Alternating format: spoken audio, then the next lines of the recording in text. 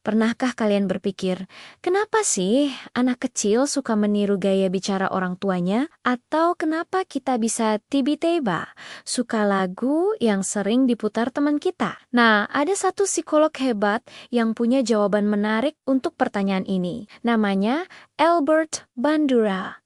Yuk, kita kenalan lebih jauh sama beliau. Albert Bandura lahir di sebuah kota kecil di Kanada pada tahun ke-1925. Meskipun tumbuh dalam keterbatasan, semangat belajarnya luar biasa. Awalnya, beliau tidak sengaja masuk ke dunia psikologi.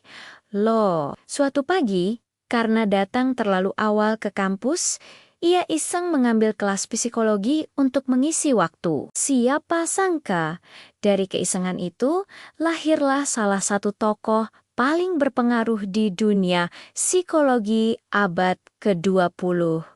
Keren ya, salah satu gagasan paling terkenal dari Bandura adalah teori belajar sosial atau social learning theory. Intinya begini, kita belajar bukan cuma dari pengalaman pribadi, tapi juga dengan mengamati orang lain. Proses ini disebut observational learning atau belajar dari pengamatan. Kita melihat, meniru, lalu menjadikan perilaku itu bagian dari diri kita. Ingat eksperimen boneka Bobo yang terkenal itu? Bandura menunjukkan bahwa anak-anak yang melihat orang dewasa bersikap agresif pada boneka, cenderung akan meniru perilaku agresif yang sama. Ini membuktikan betapa kuatnya pengaruh lingkungan sosial dan contoh yang kita lihat sehari-hari. Tapi Bandura tidak berhenti di situ. Ia kemudian mengembangkan konsep yang lebih dalam, yaitu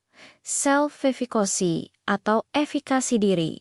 APA. Sederhananya, efikasi diri adalah keyakinan kita terhadap kemampuan diri sendiri untuk berhasil dalam situasi tertentu. Kalau kamu percaya, kamu bisa menyelesaikan tugas sulit, kemungkinan besar kamu akan berusaha lebih keras dan tidak mudah menyerah.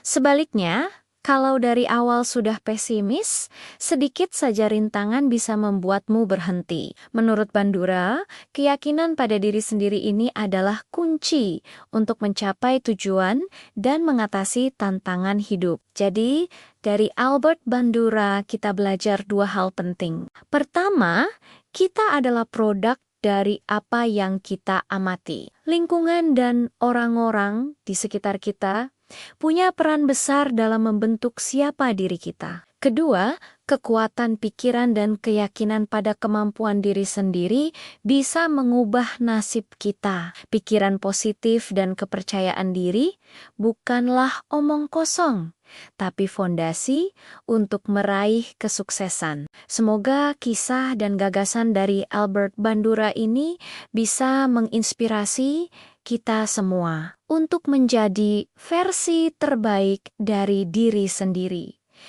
Terima kasih sudah menonton. Jangan lupa like, komen, dan subscribe ya, supaya kita bisa terus belajar hal-hal menarik lainnya bersama. Sampai